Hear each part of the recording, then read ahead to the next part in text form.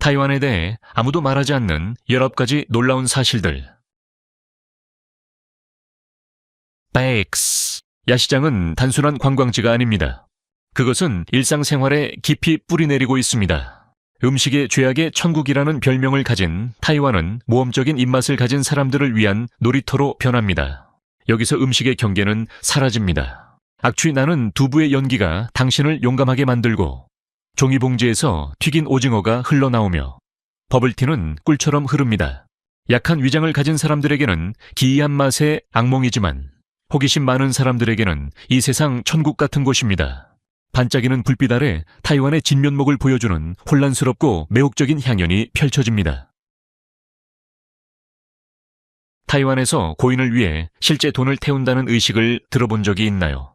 많은 곳에서 상징적인 제지조지를 태우는 것과는 달리 타이완의 일부 지역 사회는 실제 지폐, 때로는 큰 액수의 지폐를 태워 고인에게 보내는 특별한 전통을 유지하고 있습니다. 타이완 사람들은 이 의식이 살아있는 사람과 죽은 사람 사이에 통로를 열어 고인이 다른 세상에서 부족함을 겪지 않도록 재물이 전달된다고 믿습니다. 전통적인 조지와 실제 돈이 결합된 모습은 방문객들에게 왜 이렇게 귀한 것을 태우는지 궁금하게 만듭니다. 청명절이나 유령의 달과 같은 큰 축제 기간에는 연기 속에 섞인 향과 타는 종이 냄새가 어우러져 신비로운 분위기를 자아냅니다. 타이완의 청소년들이 매일 몇 시간씩 스마트폰 화면과 온라인 게임에 몰두하는 이유에 대해 궁금해 본 적이 있나요? 타이완 보건복지부의 2024년 조사에 따르면 70% 이상의 청소년들이 하루에 4시간 이상 모바일 기기나 게임을 사용한다고 합니다. 더 걱정스러운 점은 약 12%가 기술 중독에 해당하는데, 이는 불면증, 집중력 저하, 우울증 위험 증가를 동반합니다. 타이페이와 같은 대도시에서는 24시간 운영되는 인터넷 카페가 가득 차 있으며 많은 젊은이들이 밤새 온라인 게임에 몰두하기 위해 잠을 자지 않기도 합니다. 연구에 따르면 게임 중독은 근시율 증가와 관련이 있습니다. 현재 타이완 고등학생의 80% 이상이 안경을 쓰고 있습니다. 이는 현대 사회의 필연적인 결과일까요? 아니면 모든 가정에 침투하는 조용한 질병일까요? 2019년 타이완은 아시아에서 최초로 동성 결혼을 합법화하며 역사적인 이정표를 세웠습니다. 이는 이 지역의 인권에 있어 중요한 순간이었으며 타이페이 전역에서 퍼레이드와 무지개 깃발로 축하되었습니다. 주목할 점은 타이완의 보수적인 전통과 이 진보적인 변화가 대조된다는 것입니다. 이 변화는 수년간의 운동과 법정 투쟁을 거쳐 이루어졌으며 타이완이 깊은 문화적 뿌리를 가진 채로도 사회적 개혁을 이끌어내는 방식이 잘 드러납니다. 현재 타이페이에서는 아시아 최대 프라이드 퍼레이드가 열리며 전 대륙에서 수만 명이 참여하고 있습니다. 타이완은 세계에서 가장 위험한 지정학적 긴장 중 하나의 중심에 위치해 있습니다. 공식적으로 중화민국이라고 불리는 타이완은 자체 정부, 화폐, 군대를 보유하고 있지만 대부분의 나라들은 중국 본토의 압력으로 독립국가로 인정하지 않습니다. 유엔 회원국 중 12개 국가만이 공식 외교 관계를 유지하고 있습니다. 이 분쟁은 단순한 정치적 문제가 아니라 세계 권력의 미래와 관련이 있습니다. 중국은 타이완을 분리된 지방으로 간주하며 필요하다면 무력 통합을 목표로 삼고 있습니다. 한편 미국은 전략적 모호성이라는 방침을 채택하여 타이완에 무기를 공급하면서도 완전한 방어 약속을 하지 않고 있습니다. 타이완은 전 세계 반도체의 60% 이상을 생산하며 특히 스마트폰에서 전투기까지 사용되는 첨단 칩의 90%를 생산합니다. 이곳에서 분쟁이 발생하면 글로벌 공급망에 즉각적인 영향을 미칠 수 있으며 전 세계 산업에 큰 영향을 미칠 것입니다. 대부분 사람들은 타이완이 중국과 멀리 떨어져 있다고 생각하지만 실제로는 일부 지역이 놀라울 정도로 가깝습니다.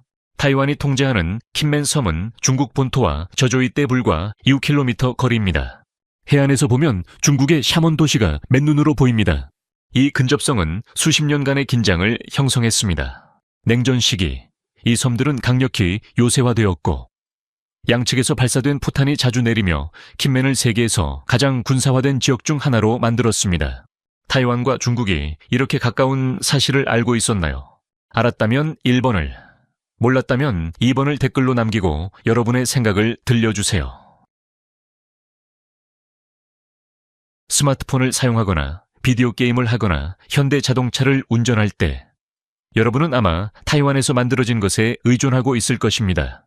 타이완은 교육, 특히 공학에 막대한 투자를 했으며 인구당 엔지니어를 가장 많이 배출하는 국가 중 하나입니다. 이 기술적 우위의 중심에는 타이완의 실리콘밸리라 할 수 있는 신주과학공원이 있습니다. 1980년에 설립된 이 고도기술 집합체는 반도체, 통신, 광전자 분야에서 400개 가까운 기업들이 자리 잡고 있습니다. 이 공원의 보석은 바로 타이완 반도체 제조회사 TSMC입니다. 1987년에 설립된 TSMC는 순수 제조업체 모델을 선도하며 다른 기술 대기업들이 설계한 칩을 전문적으로 제조합니다. 이 전략 덕분에 TSMC는 애플, 엔비디아, 퀄컴, AMD와 같은 업계 리더들이 의존하는 주요 제조업체가 되었습니다. 전 세계 시장 점유율의 절반 이상을 차지하는 TSMC의 영향력은 그만큼 크며 이곳의 생산이 소량만이라도 중단되면 자동차부터 소비자 전자기기까지 전 세계 공급망에 큰 영향을 미칠 수 있습니다. 타이완에서 만들어진 장치를 사용해 본 적이 있나요? 아래에 예 또는 아니요 라고 댓글을 남기고 여러분의 생각을 공유해 주세요. 1960년대 타이완의 경제는 아프리카 사하라 이남 지역과 비슷했습니다. 그러나 한 세대 만에 타이완은 아시아에서 가장 부유한 사회 중 하나로 변모했습니다. 이 타이완의 기적은 수출 주도형 제조업, 엄격한 경제 계획, 그리고 끊임없는 혁신을 기반으로 이루어졌습니다. 1980년대에 들어서면서 타이완은 장난감과 섬유와 같은 저가 제품에서 반도체, 메인보드, LCD 패널과 같은 첨단 제품으로 생산 구조를 바꾸었습니다. 오늘날 타이완의 1인당 GDP는 많은 유럽 국가들과 비슷하며 생활 수준은 훨씬 더 큰 국가들보다 높습니다. 냉전 시대를 겪은 시청자들에게 타이완의 경제 변혁은 20세기 최고의 경제적 반전 중 하나로 회복력과 창의성에 영감을 주는 이야기입니다. 타이완은 띠 300만 명이 거주하는 네덜란드보다 작은 면적의 섬입니다.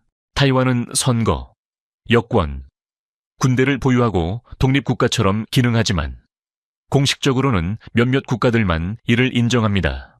이 독특한 상태는 일상적인 패러독스를 만들어냅니다. 타이완 선수들은 올림픽에서 중국 타이베이라는 이름으로 경쟁하며 국제기구들은 종종 중국의 불만을 피하기 위해 타이완을 제외합니다.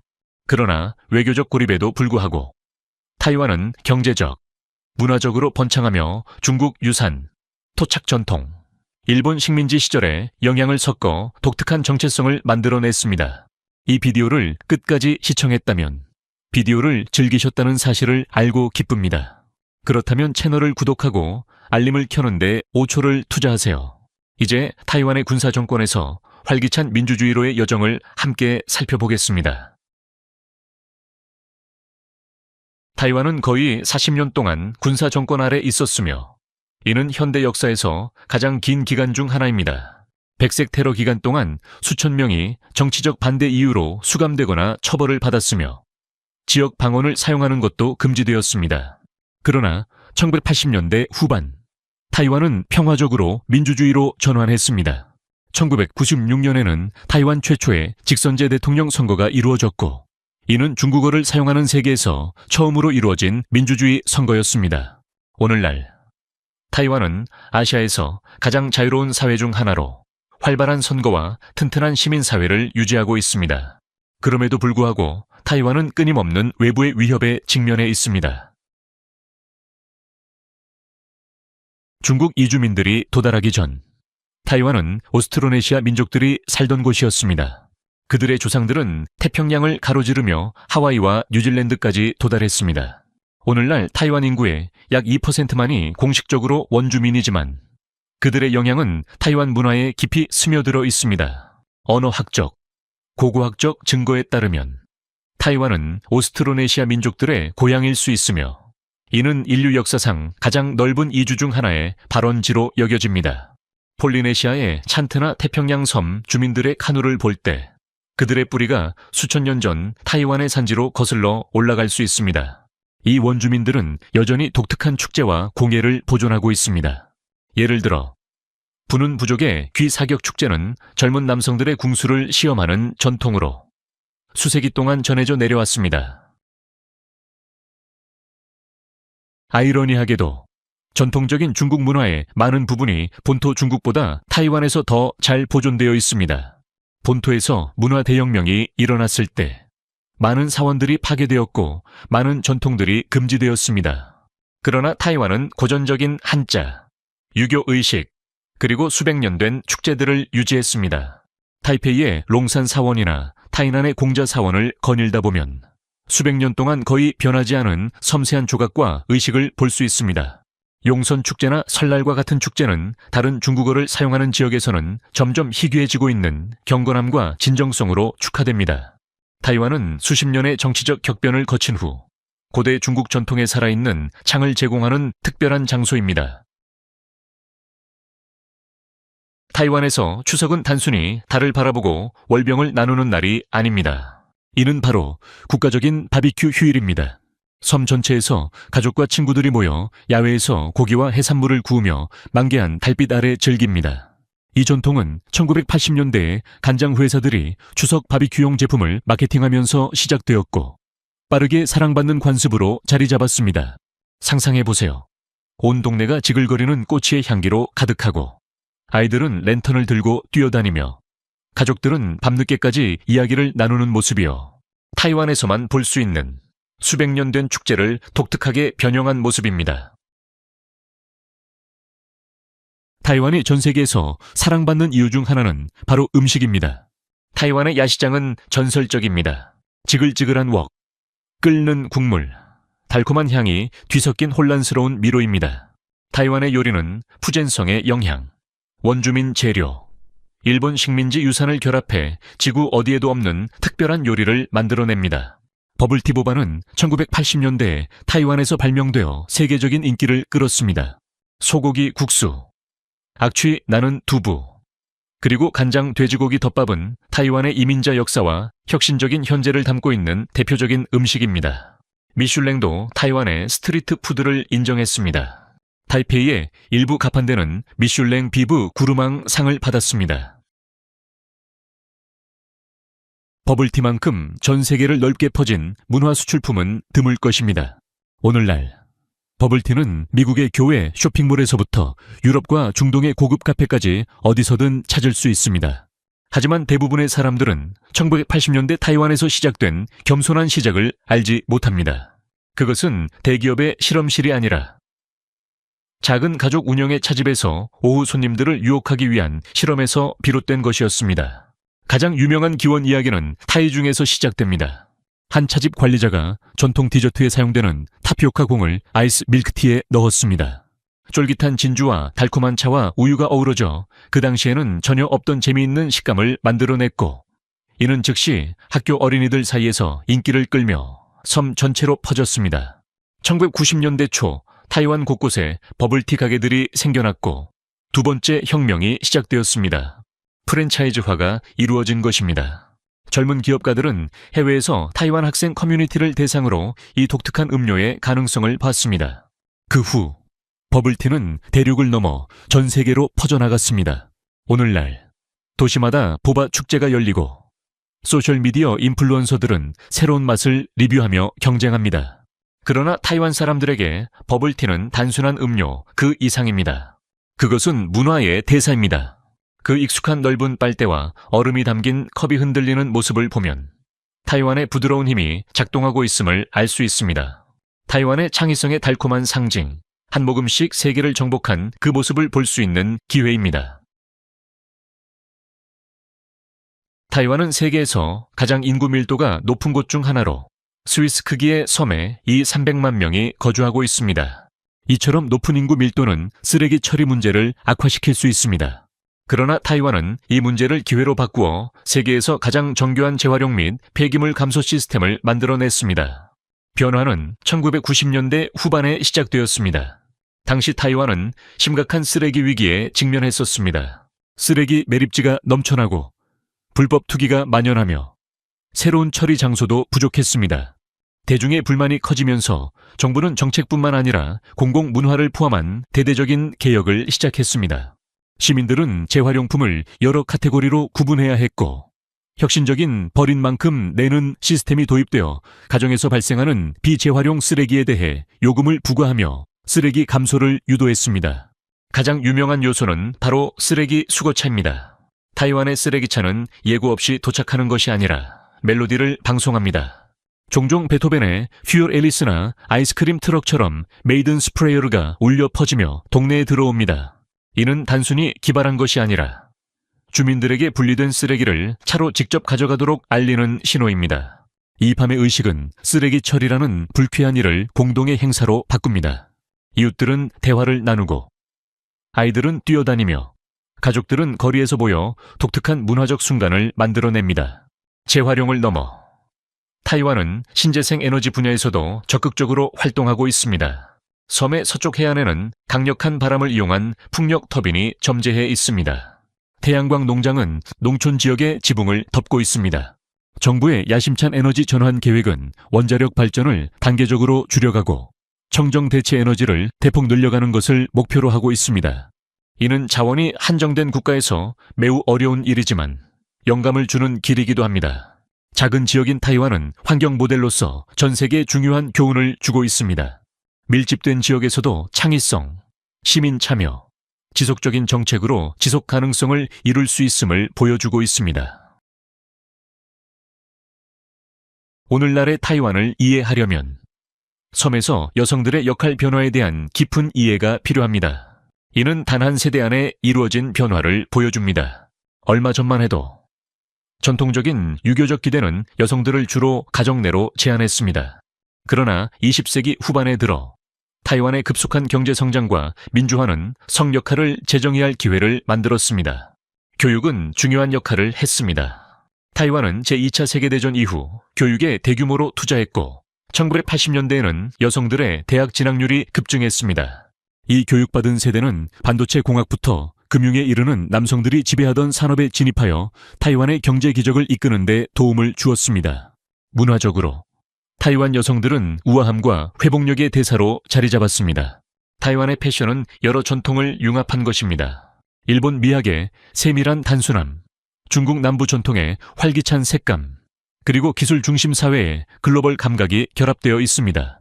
낮에는 현대적인 비즈니스 복장을 입고 저녁에는 전통적인 치파오 드레스를 입고 가족 모임이나 사원 축제에 참석하는 여성들의 모습은 현대성과 유산이 완벽하게 어우러진 모습입니다.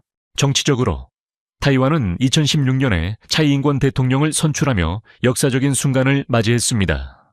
그녀는 첫 여성 중국어권 국가의 대통령으로 격변하는 지정학적 긴장과 공공건강 위기 속에서 리더십을 발휘하며 타이완의 성평등 진전을 상징적인 것에 그치지 않고 깊이 뿌리내리고 있음을 증명했습니다. 아시아의 정치 및 비즈니스 환경이 남성 중심적이었던 시대를 기억하는 고연령층에게 타이완의 변화는 문화적 진화의 강력한 증거입니다. 이는 우아함, 지성, 리더십이 여전히 전통을 존중하는 사회에서 융합하는 이야기입니다. 모든 사람이 거의 보장받고 비용이 매우 낮으며 환자가 복잡한 서류 작업 없이 거의 모든 클리닉에 방문할 수 있는 건강보험 시스템을 상상해 보세요. 이것은 환상이 아닙니다. 이것이 바로 타이완에서의 일상입니다. 1995년에 시작된 타이완의 국민건강보험 NHI 프로그램은 수십 개의 소규모 보험 제도를 통합하여 하나의 포괄적인 시스템을 만들어냈습니다. 보험료, 급여세, 정부 보조금으로 자금을 조달하며 NHI는 인구의 99% 이상을 보장합니다. 환자는 보통 몇 달러에 불과한 적은 비용을 지불하고 의사 방문이나 처방전을 받을 수 있으며 나머지 비용은 정부가 부담합니다. 효율성이 핵심입니다. 타이완은 스마트 건강카드를 최초로 도입하여 서양의 유사 시스템이 등장하기 훨씬 전에 이 시스템을 활용했습니다. 이 카드는 환자의 의료 기록을 저장하고 클리닉에서는 방문을 몇 분 만에 처리할 수 있습니다. 그 결과 짧은 대기시간, 간소화된 청구, 낮은 행정 비용이 실현되었습니다. 이는 다른 많은 국가의 의료 시스템에서 볼 수 있는 복잡한 행정과는 완전히 대비되는 모습입니다. 코비드-19 팬데믹 동안 타이완의 시스템은 전 세계의 주목을 받았습니다. 많은 나라들이 병원과 대응 시스템에서 어려움을 겪을 동안 타이완은 디지털 접촉 추적을 신속하게 도입하고 실시간 마스크 배급 앱을 만들며 긴급한 봉쇄 없이 낮은 감염률을 유지했습니다. 몇 달 동안 타이완은 거의 정상적인 생활을 이어갔으며 이는 전 세계적으로 찬사를 받았습니다. 은퇴자나 이주를 고려하는 사람들에게 타이완의 건강보험 시스템은 큰 매력으로 꼽힙니다. 이는 고품질의 치료가 반드시 높은 비용을 요구하지 않는다는 사실을 증명하며 유럽에서 북미까지 정책 입안자들이 연구하는 모델이 되고 있습니다. 타이완은 지리적으로 작은 섬일 수 있지만 세계에 미치는 영향은 결코 작지 않습니다. 타이완이 없으면 글로벌 공급망은 마비될 것입니다. 타이완의 영향력은 기술에만 국한되지 않습니다. 그것은 문화적, 정치적, 상징적입니다. 중국어를 사용하는 세계에서 몇 안 되는 민주주의 국가로서 타이완은 이 지역에서 권위주의적 내러티브에 대한 살아있는 반대의 상징입니다. 타이완의 활발한 선거, 자유로운 언론, 시민의 자유는 개방성과 다원주의의 뿌리를 둔 중국 정체성에 대한 모델을 찾고 있는 사람들에게 등대 역할을 하고 있습니다. 타이완은 또한 소프트 파워에서도 큰 영향을 미칩니다. 버블티를 넘어 타이완은 팝스타, 영화, 최첨단 디자인을 수출합니다. 타이완의 야시장은 해외에서 음식 축제를 영감을 주고 있습니다. 원주민 음악은 폴리네시아까지 영향을 미칩니다. 성평등과 LGBTQ 권리 등 타이완의 진보적인 가치는 아시아 전역의 젊은 세대와 공명합니다. 하지만 이러한 글로벌 중요성에는 취약성이 따릅니다. 타이완은 자국을 자신의 일부라고 주장하는 훨씬 더 큰 이웃의 끊임없는 위협 아래 존재합니다. 군사적 침범과 외교적 고립은 일상적인 현실입니다. 그럼에도 불구하고 타이완은 계속해서 번영하며 혁신하고 창조하고 우리의 상호 연결된 미래를 조용히 형성하고 있습니다. 냉전 시대의 전초기지로 타이완을 기억하는 사람들에게 타이완의 세계적인 위상 상승은 놀라운 일이 아닐 수 없습니다. 타이완은 모든 면에서 작은 섬이지만 그 영향력은 엄청납니다. 이는 여전히 펼쳐지고 있는 이야기이며 세계가 무시할 수 없는 이야기입니다. 타이완은 대조의 땅입니다. 고대와 현대, 평온하면서도 지정학적으로 중요한 작은 크기지만 영향력 있는 섬입니다. 냉전 시대를 지낸 사람들에게 타이완의 빈곤에서 번영으로 군사 정권에서 활기찬 민주주의로의 여정은 거의 기적처럼 느껴집니다. 이 연륜까지 사실은 그저 시작에 불과합니다. 각 통계 뒤에는 사람들의 이야기가 있습니다. 당신의 전화기를 작동시키는 칩을 조립하는 공장 노동자, 수백 년 동안 변함없는 사원에서 향을 피우는 할머니, 결혼 평등을 축하하는 젊은 커플, 이 모든 이야기들이 기대를 넘어서는 섬의 초상화를 만듭니다. 미래를 내다보며 한 가지 질문이 남습니다. 타이완은 세계의 다음 장을 형성하는 데 어떤 역할을 할까요? 자유와 혁신의 등대가 될까요? 아니면 글로벌 갈등의 촉발점이 될까요? 그 답은 타이완의 이수 300만 명뿐만 아니라 우리 모두에게 영향을 미칠 것입니다. 구독 버튼을 누르고 알림을 켜서 다음 영상에서 다시 만나요. 오늘 함께해 주셔서 감사합니다. 이 비디오가 마음에 드셨기를 바랍니다. 여러분의 지원은 저희에게 큰 의미가 있습니다. 행운을 빕니다. 시청해 주셔서 감사합니다. 이 영상이 유익하셨다면 좋아요와 구독, 그리고 알림 설정까지 잊지 말고 눌러주세요. 새로운 영상을 놓치지 마세요. 다음 영상에서 만나요.